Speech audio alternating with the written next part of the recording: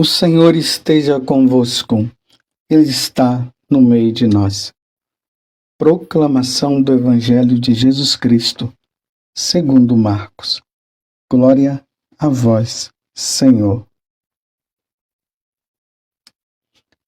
Naquele tempo, Jesus apareceu aos 11 e disse-lhes: Ide pelo mundo inteiro e anunciai o Evangelho a toda criatura.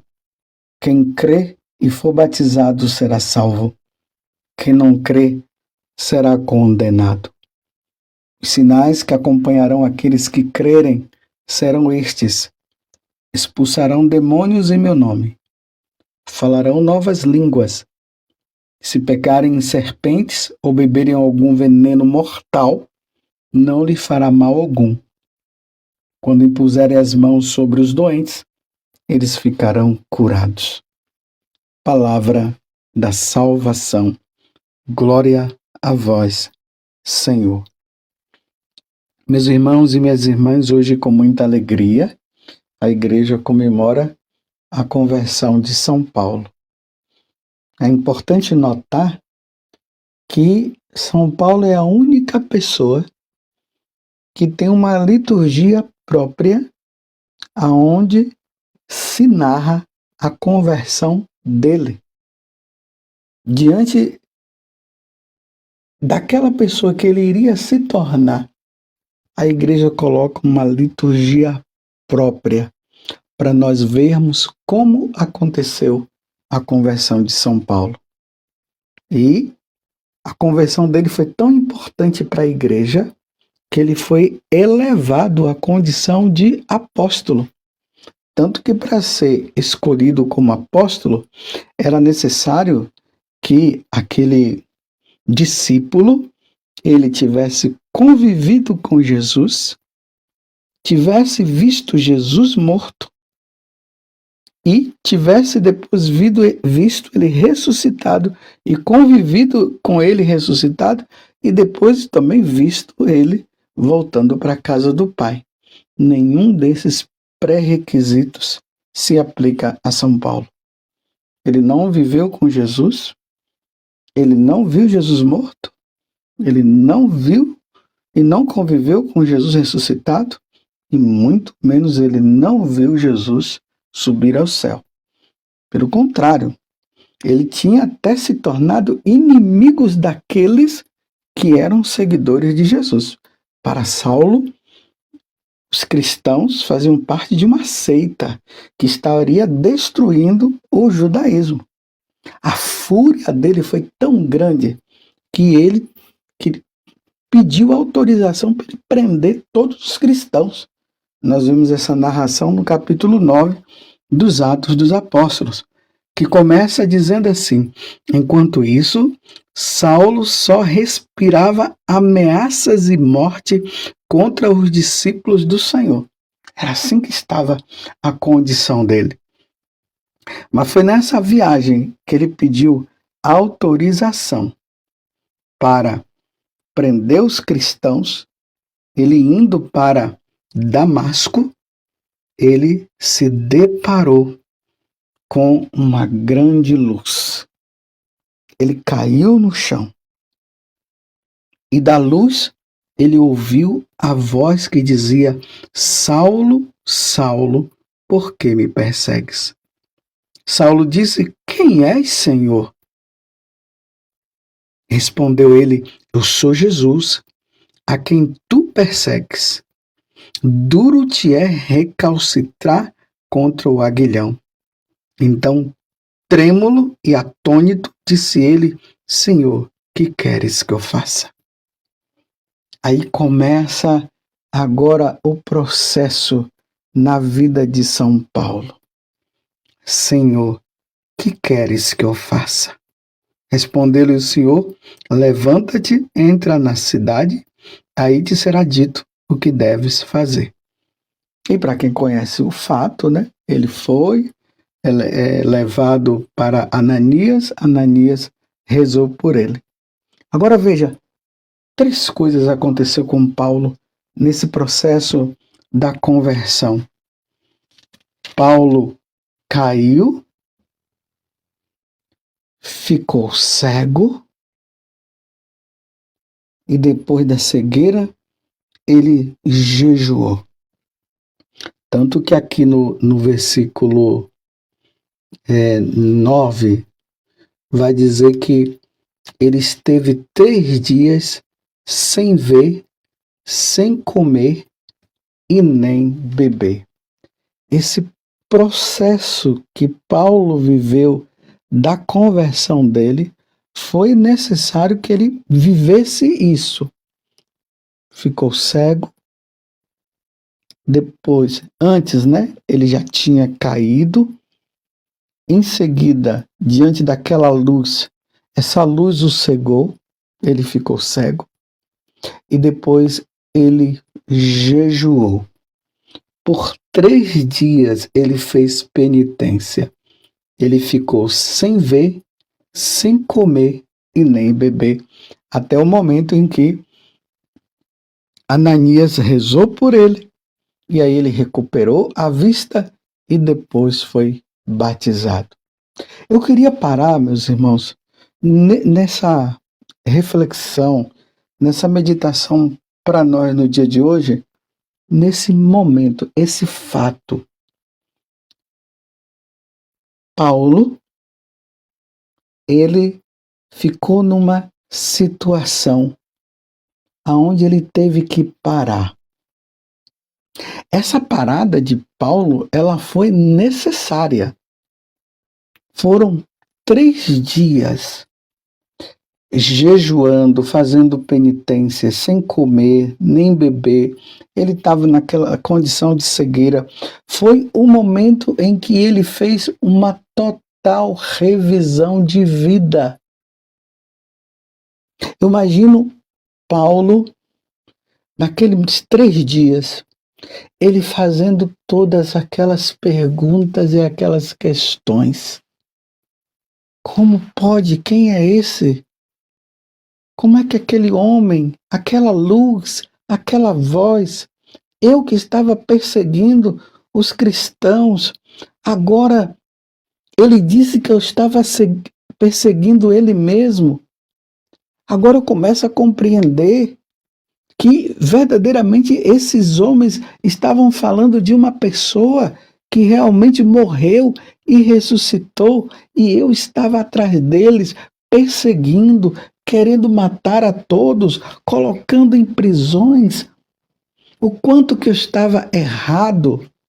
Você consegue entender que esse momento é um momento de revisão de vida? Uma verdadeira conversão, ela passa por essa revisão de vida. Agora mesmo, enquanto eu estou falando para vocês, me veio à mente Santo Inácio de Loyola. A conversão dele também se passou assim. Um grande aventureiro, aí era no tempo em que os jovens queriam ser cavaleiros para conquistar os reinos, e ele vai, e ali acontece um estilhaço de bomba, acaba atingindo ele quebra a perna, e aí agora ele vai ficar lá no castelo, aguardando para a cirurgia que precisava ser feita. Enquanto ele aguardava, aí ele não tinha o que fazer. Pediu um livro de aventuras para poder ler, não tinha, deram a vida dos santos. Quando ele começou a ler a vida dos santos, aí ele começou a perceber que aqueles grandes homens deram a vida, foram em tantos lugares para anunciar o evangelho. E ele percebeu que quando ele lia a vida dos santos, aquilo ali trazia uma grande alegria no coração. E quando ele simplesmente relembrava as aventuras dele, dava uma alegria assim, mas depois problema de consciência, e aí ele começou a viver um conflito interior. O que é que eu vou fazer agora? O que é que eu faço? A quem eu devo seguir? Eu devo continuar no mundo? Eu devo continuar nas aventuras? O que é que eu faço? Até que ele se decidiu. Ele disse: se esses homens eles conseguiram conquistar esse reino eterno, eu também vou conseguir, eu também farei. Eu quero ser santo como eles. E aí ele passa por aquele momento e vai em frente. Voltando para São Paulo, é o que aconteceu com ele. Meus irmãos, uma verdadeira conversão, ela deve passar por essa etapa de arrependimento, de revisão de vida, de perceber que o que era feito não estava correto, e uma retomada e uma firme decisão: eu não voltarei mais a viver isso, seguirei o meu Senhor. Paulo nunca mais ele voltou à vida velha. Foi um caso de uma vocação, de uma transformação especial. E essa conversão é o que Deus quer de nós. Deus quer que nós também façamos esta revisão de vida com penitência, com jejum, com oração. É por isso que é bom, é importante nós fazermos momentos de retiros. Os momentos de retiros nos ajudam justamente a isso, a essa revisão de vida. Até onde foi que eu segui? Qual o caminho que eu devo trilhar ainda? O que eu preciso me desapegar? Quais são os pecados que ainda estão fazendo parte da minha vida que não deve fazer mais? O que eu preciso fazer, então, de agora em diante? Essa é a função do retiro na nossa vida. Porque se nós não fizermos isto, meus irmãos, nós vamos embalando de acordo com o mundo.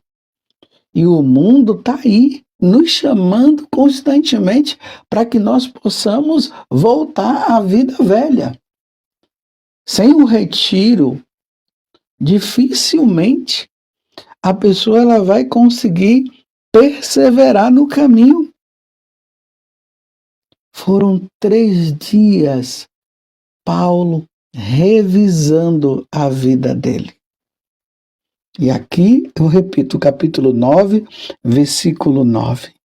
Fica até bom e até fácil de gravar. Atos dos Apóstolos 9, versículo 9. Capítulo 9, versículo 9. Eu vou ler um pouquinho antes do versículo 9, que diz assim: que aqueles homens que estavam com ele, depois da situação que Paulo viveu, tomaram-no pela mão e o introduziram em Damasco, onde esteve 3 dias sem ver, sem comer e nem beber.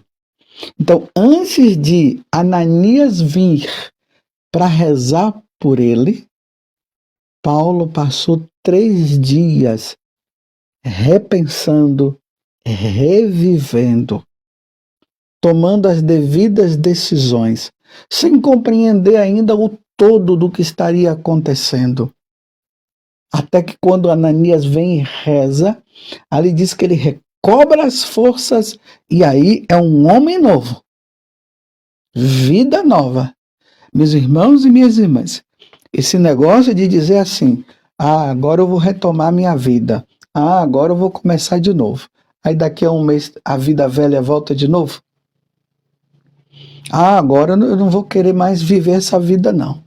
Aí começa aquela empolgação, aquele entusiasmo, aí começa a fazer as coisas, de repente quando pensa que não, já está na vida velha de novo.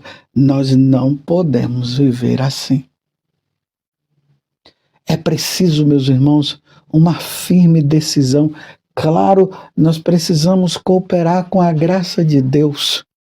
Deus ele vem em nosso auxílio, Deus ele vai nos ajudando na caminhada, mas é preciso que haja uma cooperação nossa também.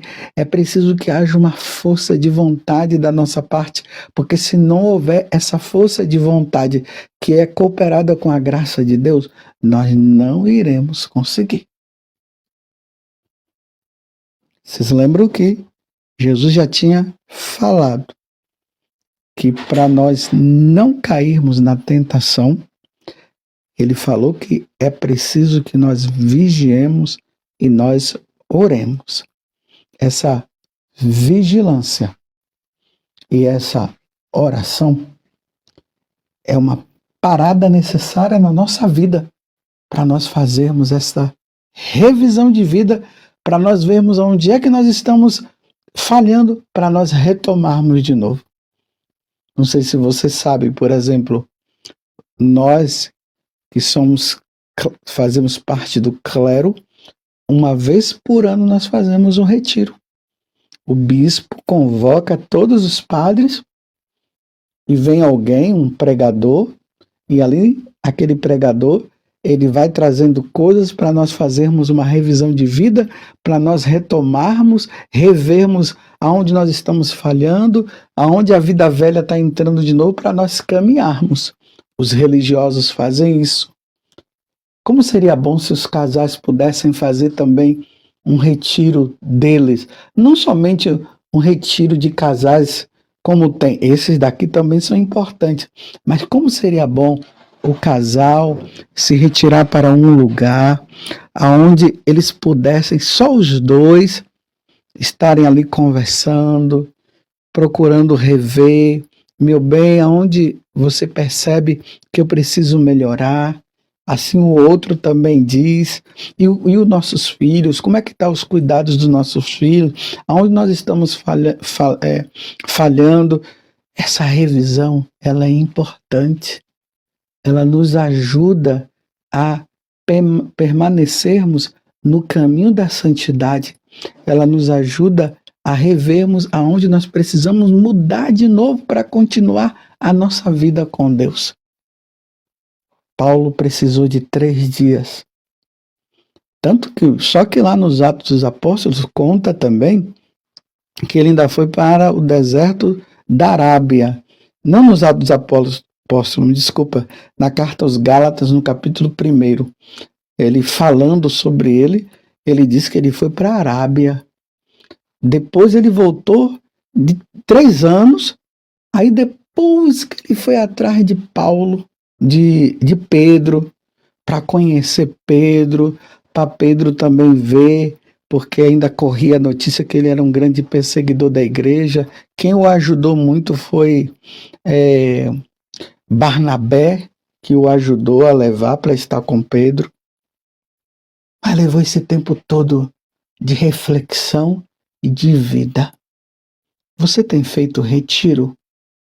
Você tem parado para rever sua vida? O exame de consciência também ajuda-nos muito a retomarmos a nossa vida. Você tem feito bons exames de consciência? Você tem escolhido um dia do mês ou de forma semestral para fazer um retiro para revisão de vida? É preciso, meus irmãos. Até Jesus foi para o deserto e ficou 40 dias lá. Antes de ele começar a vida pública, ele foi para o deserto. Ele se retirou. Ele fez aquele retiro que seria necessário para ele começar a grande obra que ele ia fazer. Que hoje, no dia de São Paulo, na conversão dele, Deus nos conceda também a graça da conversão, da perseverança e da fidelidade. Porque o próprio Jesus disse que aquele que perseverar até o fim será salvo. E Paulo perseverou, não voltou mais à vida velha. Paulo seguiu em frente, se tornou um apóstolo, pregou o evangelho e ganhou a eternidade. Louvado seja nosso Senhor Jesus Cristo, para sempre seja louvado.